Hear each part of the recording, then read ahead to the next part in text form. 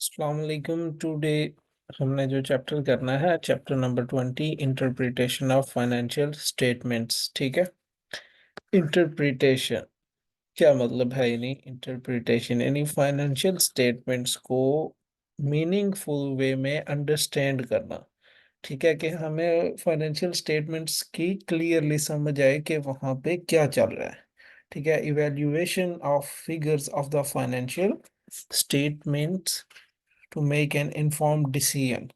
ठीक है, कि कंपनी जो है कैसे प्रोग्रेस कर रही है, उसकी फाइनेंशियल परफॉर्मेंस हेल्थ जो है वो कैसी है। अंडरस्टूड। तो इसमें हम जो मेन चीज़ है, ये इंटरप्रिटेशन और रेशो एनालिसिस भी आप कह सकते हैं।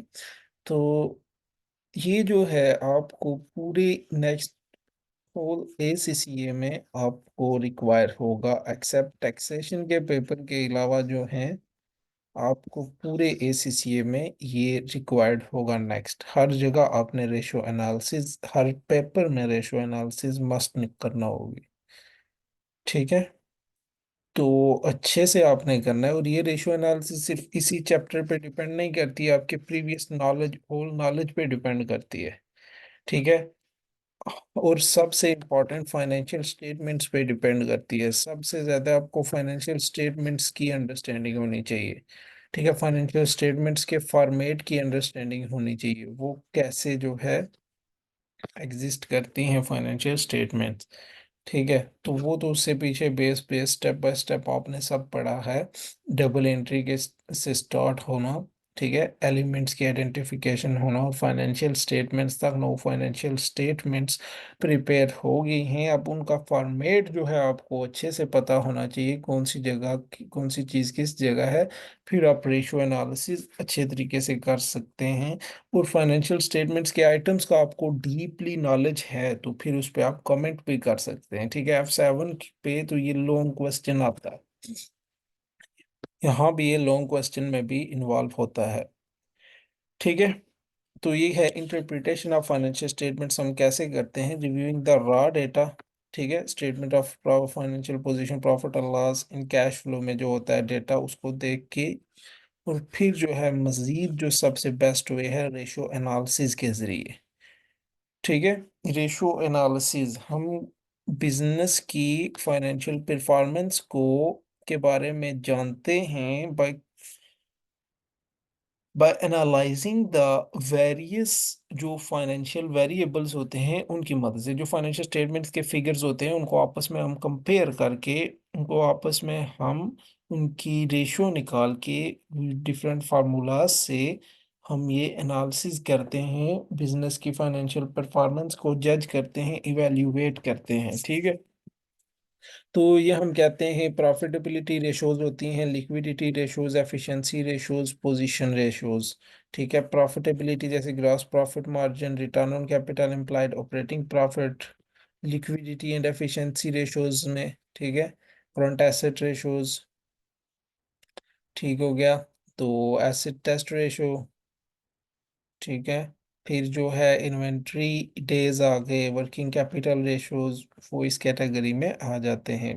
पोजीशन, पोजीशन की बात की जाए तो gearing, debt to equity ratio. ठीक है। फिर फाइनेंस कॉस्ट की रेशो, कि इंटरेस्ट कवर कैसे आ रहा है, कितने टाइम में हो रहा है, ये सब चीज़ें हम इधर कवर करते हैं। बहुत ही आसान और मज़े का चैप्टर है ये। ठीक है। तो ये कह रहे हैं, सिर्फ हमने देख लिया जी प्रॉफिट, अगर वो हमारा शो हो रहा है $1 मिलियन, एक कंपनी का, हम कहते हैं यार कंपनी प्रॉफिट में है, हमें इसके शेयर्स खरीद लेने चाहिए। ठीक है। तो क्या ये ठीक है? कैसे हमें पता चलेगा प्रॉफिट 1 मिलियन? ठीक है भाई, इसके लेवल की अदर कंपनीज का प्रॉफिट जो है, अगर समझ लो $60 मिलियन है, same company, same size, same industry, ठीक है, उसका प्रॉफिट $60 मिलियन है, हम कहते हैं हमने सिर्फ इसका प्रॉफिट देखा है, तो कैसे पता चला कि ये 1 मिलियन वाला ठीक है?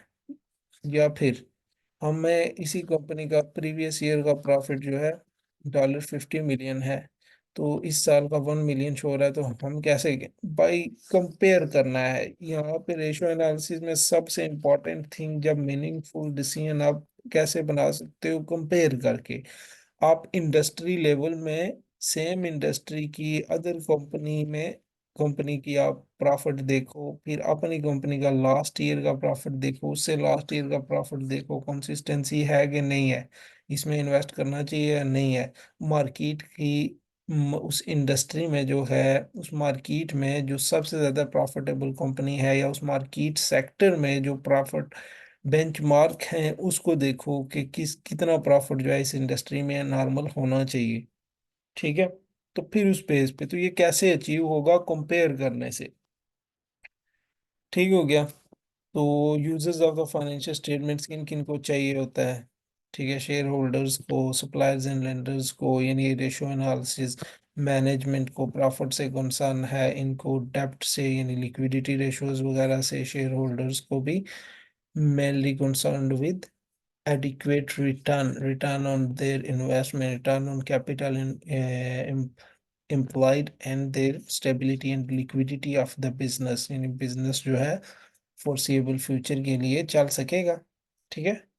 Ratio analysis based upon the interaction in sets of data. ठीक है। रेशो जो होता है मेनली एक नंबर को दूसरे नंबर से कंपेयर किया जाता है। ठीक है। तो वो बताया, जैसे आपके पास अगर 3 ब्लू शर्ट्स हैं, 5 वाइट शर्ट्स हैं, तो आपकी यानी 3:5 है। आप ऐसे भी लिख सकते हैं, या 3/5 ऐसे भी आ सकता है। ये आपका रेशो है कि आपके पास जो है ब्लू शर्ट्स 3 हैं, जबकि वाइट शर्ट 5 है।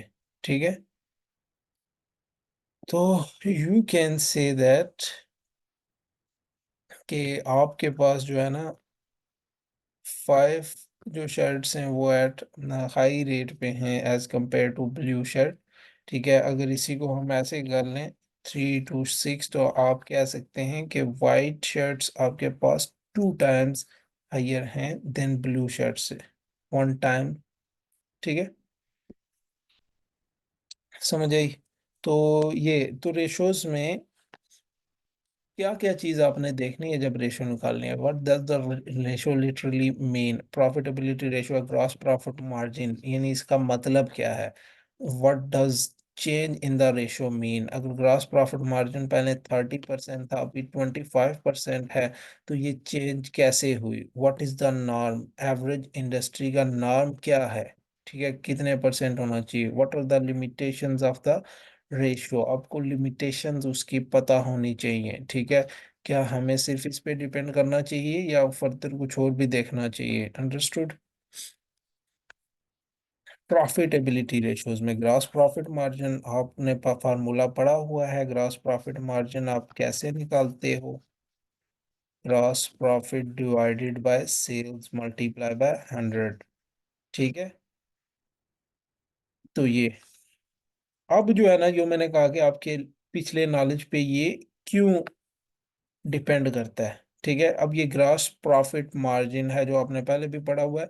तो ग्रॉस प्रॉफिट मार्जिन यानी अब रेशो का पहला क्वेश्चन, कि रेशो किसको रिप्रेजेंट, ग्रॉस प्रॉफिट को बताती है। हमें पता है ग्रॉस प्रॉफिट कैसे आता है, sales revenue minus cost of sales करें तो ग्रॉस प्रॉफिट आ जाता है। फिर उसका मार्जिन के वो कितने परसेंट हमें यानी बेनिफिट दे रहा है, वो सेल्स और वो थिंग्स इन्वेंटरी वगैरह। दूसरे इसमें चेंजेस कैसे आ सकती हैं? सेलिंग प्राइस चेंज हो तो इस रेशो में चेंज आएगी। प्रोडक्ट मिक्स हो तो इस रेशो में चेंज आ सकती है, और हम इसको बेटर या इम्प्रूव कर सकते हैं। प्रोडक्ट मिक्स से क्या मुराद है? 5 प्रोडक्ट्स हैं, तो एक प्रोडक्ट में लॉस हो रहा है, 4 में प्रॉफिट हो रहा है। हाँ, तो हमें चाहिए लॉस वाले को निकाल दें, रेशो में चेंज आ जाएगा। परचेज कॉस्ट्स, ठीक है, परचेज कॉस्ट से भी रेशो में चेंज आ जाएगा। प्रोडक्शन कॉस्ट, आपका मैन्युफैक्चरिंग बिजनेस है, उससे भी रेशो में फर्क आएगा। कैसे आएगा देखें। परचेज कास्ट, आप अगर की परचेज कास्ट ज्यादा पड़ रही है तो कॉस्ट ऑफ सेल ज्यादा होगी, ग्रॉस प्रॉफिट लेस होगा। ग्रॉस प्रॉफिट लेस हुआ तो रेशो कम आएगी। Understood? You have to make sense for all of the upcoming ratios like this. Understood? फिर जो है ग्रॉस प्रॉफिट मार्जिन जो है, comparing gross profit margin over time, ठीक है, कंपेयर करना है आपने डिफरेंट वेज से। ठीक है, ये मैंने आपको कुछ बताया भी है कि कैसे आपकी चेंजिंग से ये रेशो चेंज होगी। फिर इंटर कंपनी कंपैरिजन करें, फिर जो है यानी कंपनीज के दरमियान आपस में कंपैरिजन, फिर इंट्रा कंपनी करें कि कंपनी का अपने लास्ट ईयर से कंपैरिजन करके देखें। ठीक है, तो अब जो है ना, आप ये क्रॉस मार्जिन नहीं कर सकते, क्रॉस कंपैरिजन नहीं कर सकते। एक है जो आपकी रिटेल की शॉप है, ठीक है, आप जो फूड का बिजनेस है, ठीक है, ये जो समझ लें फूड ना कि जनरल स्टोर, सुपर स्टोर वगैरह का लें, ठीक है, एक उसका बिजनेस है, और दूसरा आपका ज्वेलरी शॉप का बिजनेस है। आप इन दोनों को कंपेयर नहीं कर सकते, क्योंकि ये रिटेल जो शॉप है इसका जो है मार्जिन बहुत लेस होगा, ठीक है, क्योंकि इसकी सेल बहुत ज़्यादा होगी, ठीक है, क्योंकि डेली बेस पे सेल होती है, जबकि ज्वेलरी वाले बिजनेस में मार्जिन बहुत हाई होगा लेकिन इसकी सेल्स लो होगी। अंडरस्टूड। तो operating profit margin, operating profit, अब आपको फॉर्मेट याद होगा तो तभी ये आपके जहन में अच्छे से बैठ सकेगा, अदरवाइज नहीं। फाइनेंशियल स्टेटमेंट्स के फॉर्मेट याद होंगे तो तभी ये रेशोज आपके लिए इजी होंगी, अदरवाइज नहीं। ठीक है, आपको अगर पता है ऑपरेटिंग प्रॉफिट मार्जिन कैसे आता है, ग्रॉस प्रॉफिट के बाद आपने एडमिनिस्ट्रेशन एक्सपेंस, डिस्ट्रीब्यूशन एक्सपेंस, ठीक है, डेप्रिसिएशन वगैरह भी कर ले, ये कुछ एक्सपेंस आप लेस करते हैं तो ऑपरेटिंग प्रॉफिट आता है, या profit before interest and tax उसको बोल सकते हैं। ठीक है, तो अब वो ऑपरेटिंग प्रॉफिट मार्जिन के अपना ऑपरेटिंग प्रॉफिट मार्जिन देखें कैसा है। तो operating profit divided by sales revenue, ठीक है, सेल्स की निस्बत आपको, यानी सेल्स की वजह से आपको ऑपरेटिंग प्रॉफिट कितना हो रहा है। ठीक है, तो ऑपरेटिंग प्रॉफिट क्या है, यानी आप सब इन कास्ट से कैसे डील कर रहे हैं, ये कास्ट आपको ज्यादा पड़ रही है कम पड़ रही है, अब इनमें चेंजिंग कैसे होगी, अब इन कास्ट में चेंजिंग से इधर इस रेशो में चेंजेस होंगी। अंडरस्टूड। ठीक है, तो ये भी देखना है आपने। फिर जो है return on capital employed, return on capital employed से क्या मुराद है कि जो आपने बिजनेस में इन्वेस्ट किया हुआ है, जो पैसा आपने बिजनेस में इन्वेस्ट किया हुआ है, आपने 5 लाख लगाया है, तो उससे आपको प्रॉफिट कितना हो रहा है, और ये रिटर्न ऑन कैपिटल एम्प्लॉयड हम ऑपरेटिंग प्रॉफिट की बेस पे निकालते हैं। ठीक है, ये बात जहन में रखनी है। ठीक है, सब ने, ये मेरी बात सुन लें, सब ने ये सारे फार्मूलाज लिख के 3 3 बार लिख के मुझे सेंड करने हैं, 3 टाइम्स ये फार्मूलाज लिख के मुझे आपने सेंड करने हैं। अंडरस्टूड। ठीक है, मालेन, हसीब, जैन, जाफर, चारों ने ये फार्मूलाज 3 3 टाइम्स लिख के मुझे जो है सेंड करने हैं। आपको मेमोराइज सही होने चाहिए। ठीक है, कैपिटल आपने इन्वेस्ट की 5 लाख, इससे कितना आपको प्रॉफिट जनरेट हो रहा है, 5 लाख से समझ लें अगर आपको 70,000 मंथली प्रॉफिट जनरेट हो रहा है, तो रिटर्न ऑन कैपिटल एम्प्लॉयड कितना है, आपने जो पैसा इन्वेस्ट किया वो वापस आपको रिटर्न कितना हो रहा है, ठीक है, कितना रिटर्न दे रहा है, वो उतनी परसेंटेज में आ जाएगा। ठीक है, अब इसमें चेंजिंग ये डिपेंड करती हैं कि क्यों इसमें चेंजिंग हो रही है। ठीक है, अगर आपने कोई एसेट परचेज कर लिया तो जाहिर सी बात है आपके वो कास्ट आएंगी, एडिशनल एसेट से डेप्रिसिएशन एक्सपेंस भी बढ़ेगा, डेप्रिसिएशन एक्सपेंस बढ़ने से ऑपरेटिंग प्रॉफिट कम होगा, कैपिटल एम्प्लॉयड नीचे ज़्यादा होगा, तो ऑटोमेटिकली क्या होगा, ये return on capital employed less आएगी। ठीक है, इनिशियल स्टार्टिंग ईयर के इन्वेस्टमेंट में ये लेस आती है, बाद में ये हाई आती है अगर बिजनेस को आप अच्छे से मैनेज करें तो। अंडरस्टूड। ठीक है, तो फिर जो है net asset turn over, net asset turn over, ठीक है, आपके कैपिटल एम्प्लॉयड्स जो है वो कितने टाइम्स पर एनम आपको, यानी रिपीट हो रही है, यानी टर्नओवर कितनी सेल्स आपको जनरेट करके दे रही है। ठीक है, कितनी वैल्यूज को और दोबारा वो इन्वेस्ट आप कर रहे हैं, और कितने टाइम्स पर एनम वो आपको सेल्स रेवेन्यू जनरेट करके दे रही है। Management efficiency in generating revenue from the net assets at its disposal. ठीक है, समझ आई, यानी आपने जो एसेट्स या इन्वेस्टमेंट जो है वो लगाई हुई है, वो आपको कितने टाइम्स यानी रेवेन्यू जनरेट करके दे रही है। ठीक है, आपका सेल्स रेवेन्यू अगर 5000 है, आपने कैपिटल इम्प्लाइड जो है लगाई हुई है 10,000, यानी ये है 0.5 टाइम्स पर एनम आपको रेवेन्यू जनरेट करके दे रही है आपकी रिटर्न, आपकी जो इन्वेस्टमेंट है। अंडरस्टूड। ठीक है, तो यानी इतने बाद आपने एसेट को दोबारा से इतनी इन्वेस्टमेंट करनी है, फिर आपको इतना टर्नओवर हो रहा है। ठीक है, तो ये है कि टू मजीद आप इसको कर सकते हैं कि नेट करंट एसेट टर्नओवर। ठीक है, कि करंट एसेट्स आपका कितने जल्दी रिटर्न हो रहा है, कितने जल्दी आपको सेल्स रेवेन्यू दे रहा है। यहाँ पे कैपिटल एम्प्लॉयड की बजाय आप नॉन करंट एसेट्स यानी लगा देंगे कि नॉन करंट एसेट्स, तो working capital turn over making net current assets. ठीक है, नेट करंट एसेट्स को डिनोमिनेटर बना दें, तो वो जितना आपको रेवेन्यू कितने टाइम्स में जनरेट करके दे रहे हैं। ठीक हो गया। फिर ये रिलेशनशिप बिटवीन रेशियोज है, देखें तो ये operating profit margin multiply by asset turnover is equal to return on capital employed. Return on capital employed आपको पता है profit before interest and tax और operating profit divided by capital employed. तो इन तीनों को आपस में एक रिलेशन बनता है, इन दोनों को आपस में अगर मल्टीप्लाई किया जाए तो ROCE आ जाता है, क्वेश्चन पूछा जाता है। ठीक है, आपको बहुत कहता है एसेट टर्नओवर और ROCE दे दिया जाता है, कहते हैं ऑपरेटिंग मार्जिन निकालें जी। ठीक है, तो या ये दो दे दिए ROCE निकालें जी। अंडरस्टूड। तो ये रिलेशन ऑपरेटिंग प्रॉफिट मार्जिन का आपको पता है, देखें तो एसेट टर्नओवर का भी आपको पता है, यहाँ से सेल्स रेवेन्यू इसके साथ कट हो जाएगा, ये दो बचेंगी, तो ये ROCE के इक्विवेलेंस हो जाएंगी। अंडरस्टूड। ठीक है, अब ये liquidity and efficiency ratios. Liquidity ये चैप्टर आपने रीड करना है। ठीक है, लिक्विडिटी एंड एफिशिएंसी रेशियोज। ठीक है, यानी कितना बिजनेस लिक्विड है, यानी कैश बिजनेस के पास कितनी है, अपने डेट्स को पे कर सकता है, और मैनेजमेंट कितने एफिशिएंटली इसको मैनेज कर रही है, इसकी वर्किंग कैपिटल एक्यूरेट है।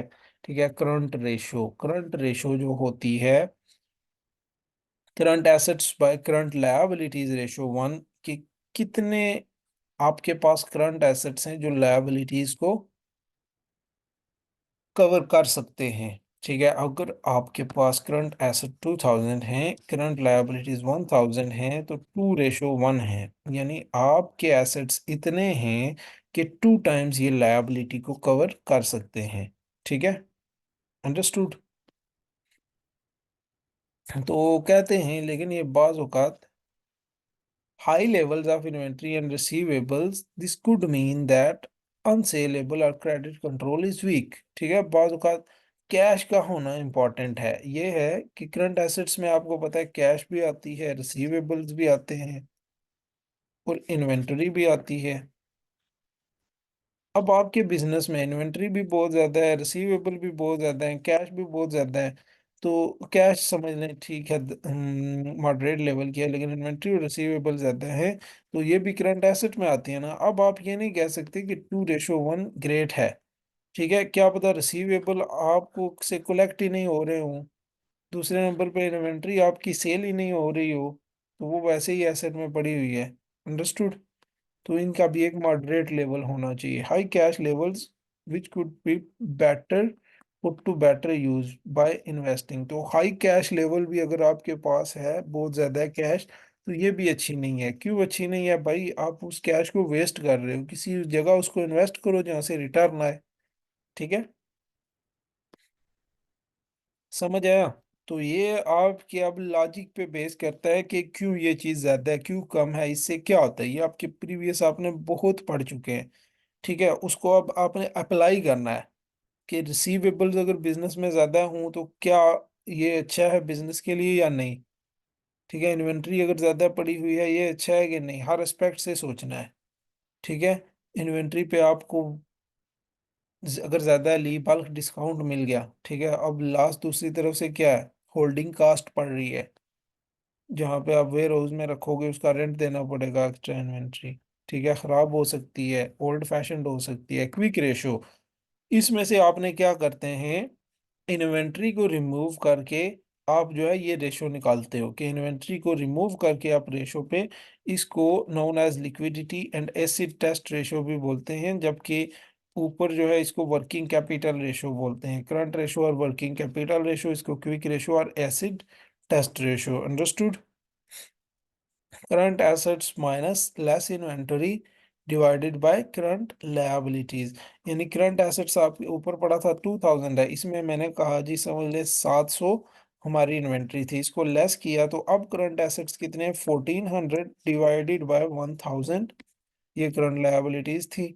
तो ये अब जो रेशो आएगी वो क्विक रेशो कहलाएगी। Understood?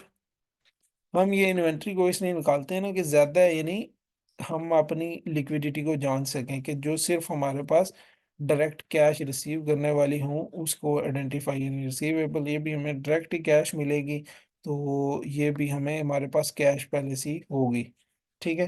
Current assets most liquid assets के बेस पे हम रेशो। इन्वेंट्री टर्नओवर पीरियड्स, ठीक है? हमारी इन्वेंट्री कितने जल्दी कंज्यूम हो रही है, कितने जल्दी सेल हो रही है।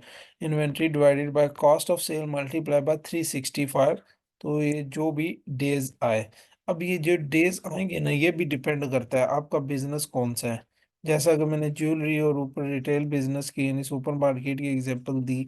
अब ज्वेलरी के बिजनेस में आपकी इन्वेंट्री ज़्यादा देर भी स्टे कर सकती है, 60 डेज भी अगर करती है, 60 डेज के बाद भी सेल होती है, तो दैट्स ओके नॉर्मल। लेकिन रिटेल बिजनेस में 15 to 20 डेज या 30 डेज मैक्सिमम में आपकी इन्वेंट्री यानी टर्नओवर होनी चाहिए, ठीक है? चेंज होनी चाहिए, नया ऑर्डर आना चाहिए, नया ऑर्डर आना चाहिए, ठीक है? बिजनेस टू बिजनेस डिपेंड करता है।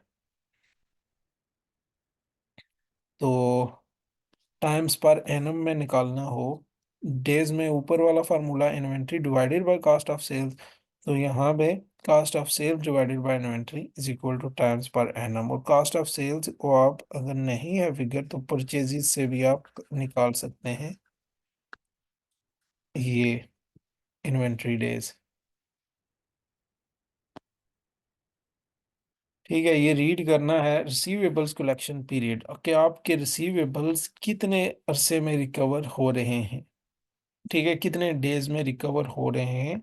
ट्रेड रिसीवेबल्स को टोटल सेल्स, ठीक है, डिवाइड करें और मल्टीप्लाई बाय 365 और आपको नंबर ऑफ डेज आ जाएंगे। नॉर्मल क्रेडिट टर्म 30 डेज होती हैं, ठीक है? तो अब आपके रिसीवेबल 120 डेज के बाद तो नहीं रिकवर हो रहे हैं, तो ये बहुत बैड है बिजनेस के लिए, क्रेडिट कंट्रोल लैग है जी। अब रिसीवेबल क्यों इंक्रीज क्यों हो सकते हैं जी, आपने क्रेडिट फैसिलिटीज ज़्यादा दे जी, ठीक है? मोर सेल के लिए आप कहते हैं कि सेल थोड़ी यानी क्रेडिट दे देते हैं जी, ठीक है? तो ये डेज कम या ज़्यादा क्यों हो सकते हैं, कोई आपको वापस नहीं कर रहा या आपने मजीद कस्टमर को अट्रैक्ट करने के लिए लॉन्ग क्रेडिट पॉलिसी दे दी, ठीक है? मेजर कस्टमर था उसको आपने कहा चलें थोड़ा टाइम ले ले, समझ आई? फिर पेबल्स पेमेंट पीरियड, उसके days, trade payables divided by credit purchases multiply by 365, ठीक है? Trade payables divided by credit purchases, ये परचेजेस से आते हैं नंबर ऑफ डेज के आप कब यूनी पे कर रहे हो सप्लायर को, ठीक है? लॉन्ग क्रेडिट जो होते हैं गुड एज्यूम किए जाते हैं क्योंकि सोर्स ऑफ फ्री फाइनेंस होता है, क्योंकि हमने अभी पैसे दिए ही नहीं और उसके पैसे के सामान को यूज कर रहे हैं और उससे पैसा जनरेट कर रहे हैं, तो ये सोर्स ऑफ एक फ्री फाइनेंस होता है, ठीक है, हमने उधार पे चीजें ली, वो सेल भी कर ली, और उसे कैश हमारे पास प्रॉफिट भी आ गया, हमने अपना भी एक पैसा भी नहीं लगाया। तो वो जो पीरियड होता है ना उधार वाला, हमारे लिए बेनिफिशियल एज्यूम किया जाता है।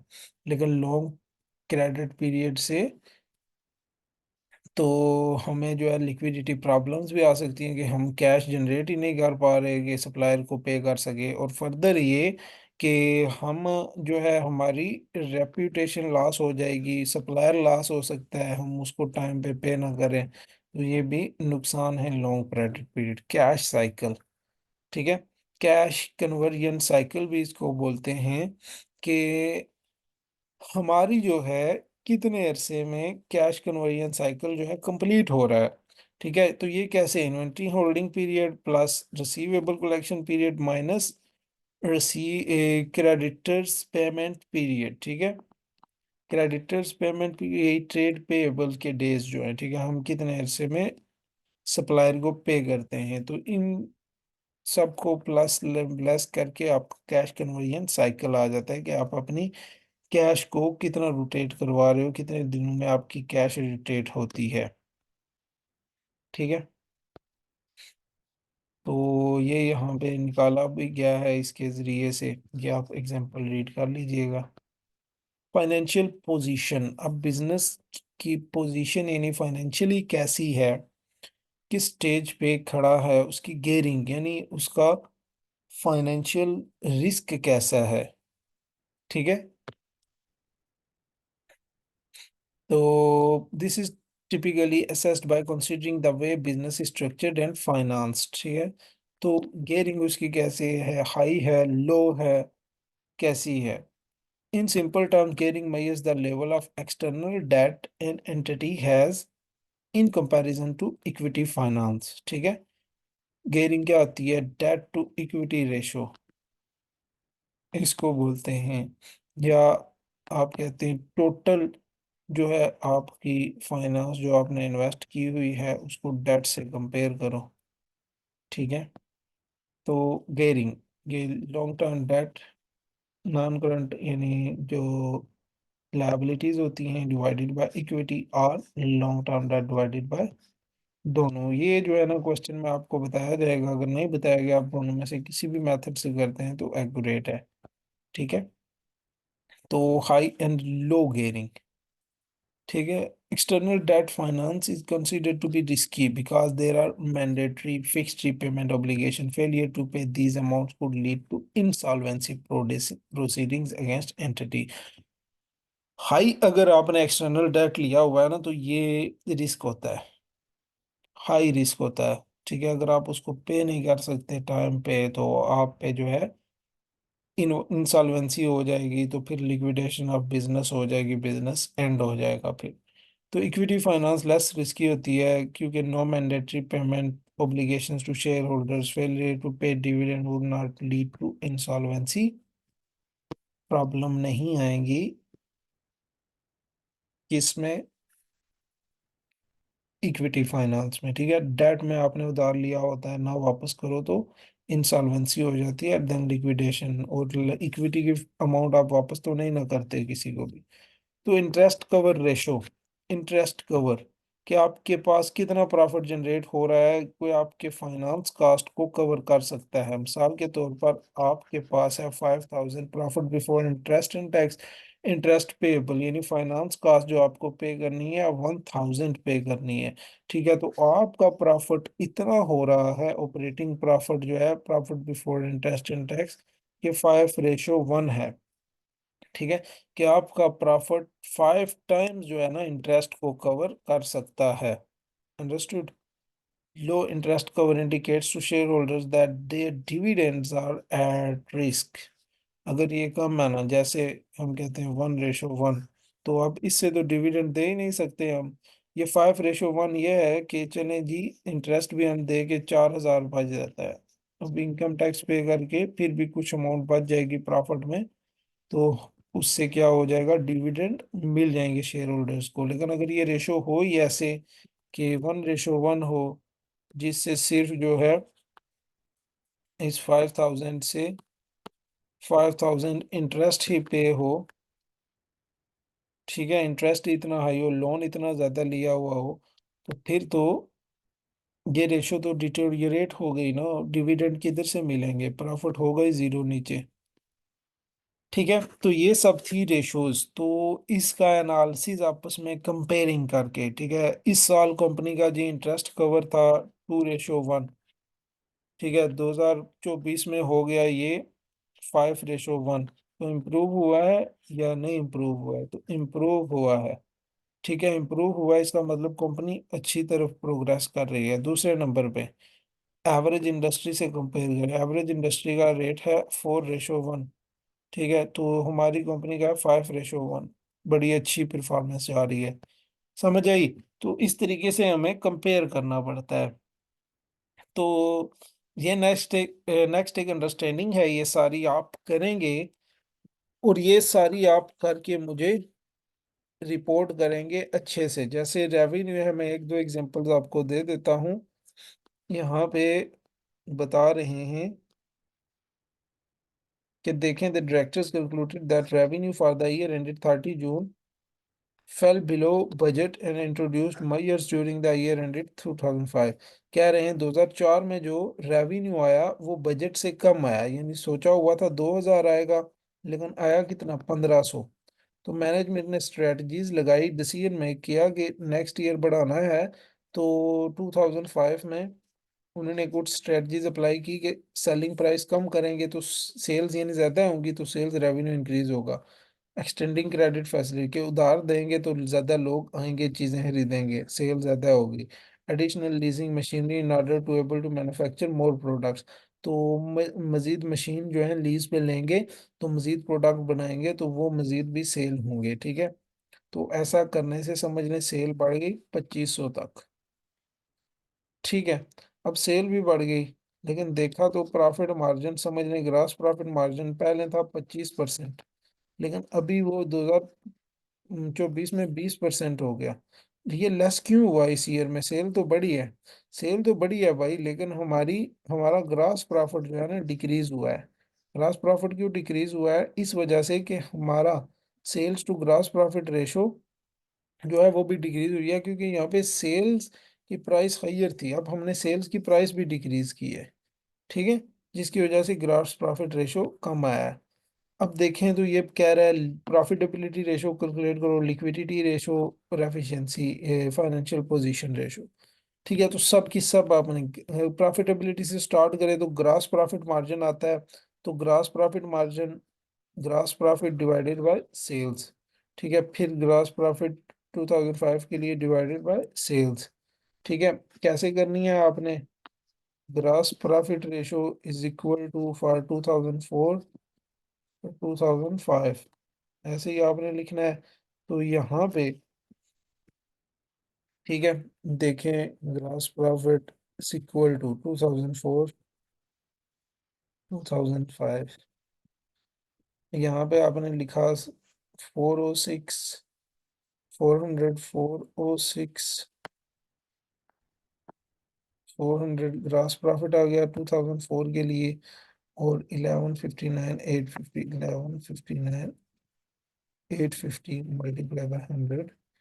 तो यहाँ पे ग्रास प्रॉफिट मार्जिन 2004 के लिए आ गया। समझ लें यहाँ पे आता है अगर 30%, तो यहाँ पे है जी ग्रास प्रॉफिट मार्जिन 349,995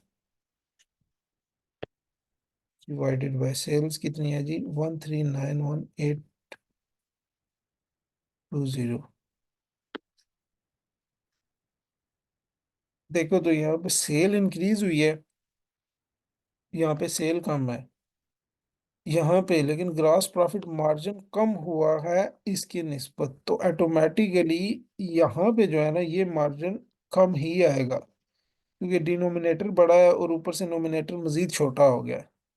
ठीक है, तो ऑटोमेटिकली ये परसेंटेज हमारी लेस आएगी। अब इस लेस की क्या रीज़न है, क्या कमेंट हम कर सकते हैं? आप सोचे अपने जहन में, तो हम ये कह सकते हैं यहाँ पे उसने बताया था कि सेलिंग प्राइसेस हमने लेस करनी है, तो लेस सेलिंग प्राइस की तो जाहिर सी बात है कास्ट तो हमें उतनी ही बढ़ रही है। पहले हम चीज सेल करते थे 10 की, कास्ट हमें पड़ती थी 7 की, हमें ग्रास प्रॉफिट होता था 3 का। ठीक है। अब हम कह रहे हैं सेलिंग प्राइस रिड्यूस करो जी, 9 तक लेके आओ। कास्ट तो हमें वैसे की वैसे ही पड़ रही है, और ये 2 का ग्रास प्रॉफिट हो रहा है। अंडरस्टैंड कर रहे हैं? एक तो ये रीजन होगी क्योंकि मैनेजमेंट ने कहा था कि सेलिंग प्राइस, तो ये वाली रीजन है कि हमने सेलिंग प्राइस लेस की, जिसकी वजह से सेल तो इंक्रीज हुई, ज्यादा कस्टमर अट्रैक्ट हुए कि भाई ये 9 का सेल करते हैं, इनसे लो। लेकिन दूसरे नंबर पे क्या हुआ, ग्रास प्रॉफिट कम हो गया। फिर extending credit facilities to customers, हमने बहुत सारे कस्टमर्स को क्रेडिट ऑफर की, तो इसकी वजह से भी नेक्स्ट पे इम्पैक्ट पड़ेंगे, तो सेल इंक्रीज हो गई। ठीक है। अब सेल देखें लास्ट ईयर से तो इंक्रीज हो गई, पहले 115 थी, अब 139 हो गई। ठीक है, यानी 5 और 10, 15 और 9 यानी 24,000 से सेल इंक्रीज हो गई।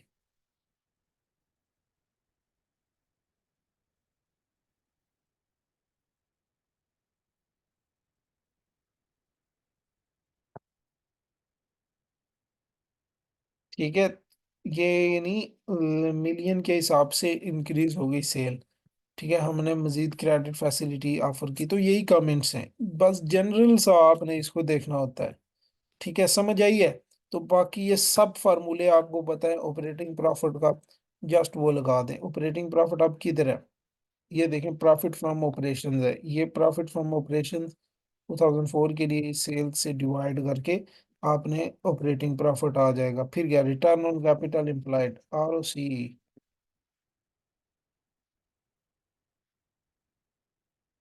कैसे कैलकुलेट करते हैं ऑपरेटिंग प्रॉफिट?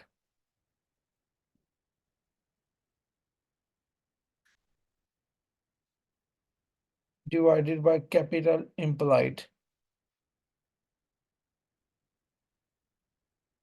ठीक है, operating profit divided by capital employed. Capital employed आपका कौन सा है?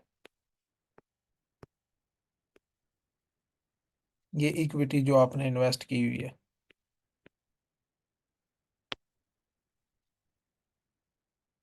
ठीक है, इसको आपने पुट करना है रिटर्न ऑन कैपिटल एम्प्लॉयड में। अपनी किसको? अपनी इक्विटी प्लस जो है नॉन करंट लायबिलिटी को। ठीक है, ये आपकी कैपिटल एम्प्लॉयड की कैटेगरी में आ जाएगा। ठीक है, समझ आई? जैसा कि यहाँ पे आपने क्या करना है, ऑपरेटिंग प्रॉफिट तो आपका ऊपर सीधा लिखा हुआ है, return on capital employed is equal to operating profit. Operating profit आपको पता है, तो ये 2004 के लिए आप क्या करोगे, capital employed is equal to total equity, total equity plus non current liability, plus non current liability.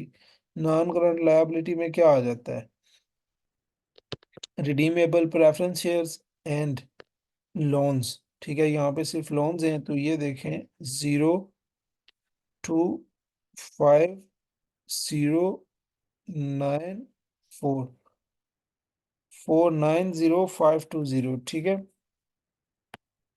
490520। तो ये आपका क्या आ गया, कैपिटल एम्प्लॉयड ऊपर ऑपरेटिंग प्रॉफिट। 2004 का हम देख ही लेते हैं दोबारा से, 170950। ठीक है, ये किधर गया, ऑपरेटिंग प्रॉफिट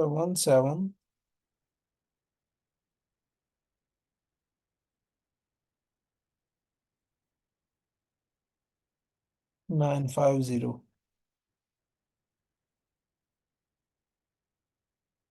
सॉरी सॉरी, ये ऑपरेटिंग एक्सपेंसेस है, ऑपरेटिंग प्रॉफिट ये 235450। ठीक है, ये है, तो आपको तो पता है ना, यानी 235450, ये यानी 235। ठीक है, ये ऑपरेटिंग प्रॉफिट आ गया, ये कैपिटल आपका एम्प्लॉयड आ गया, तो ये आपका return on capital employed. Just formulas formulas आप लिख लें सारे के सारे। तो आपने, मैंने इसीलिए कहा है जो बस मेरी इंस्ट्रक्शंस को फॉलो करेगा 100%, तो इंशाअल्लाह उसकी सक्सेस भी 100% होगी। Just I am saying that you all have to write these formulas. First, you have to understand that what comes in the profitability ratios. Okay, asset turnover, return on capital employed, gross profit margin, operating profit margin. That's it. Profitability ratio, write 3 times the formulas and revise them again and again and remember them. And then liquidity ratios. What come in liquidity and efficiency ratios? Current ratio, asset test ratio, inventory days, trade payable days, trade receivable days, and then finally cash conversion cycle or working capital cycle. You also can say that. Okay, then the last financial position. Financial position ratios mean gearing, debt to equity ratio or debt to capital employed equity plus non-current liability ratio. Okay, use this one. Equity plus non-current liability divided by equity, sorry, debt to equity ratio, debt non-current liability debt, ये कौन सी है, gearing. ठीक है, फिर जो है इसमें आ जाता है इंटरेस्ट कवर रेशो,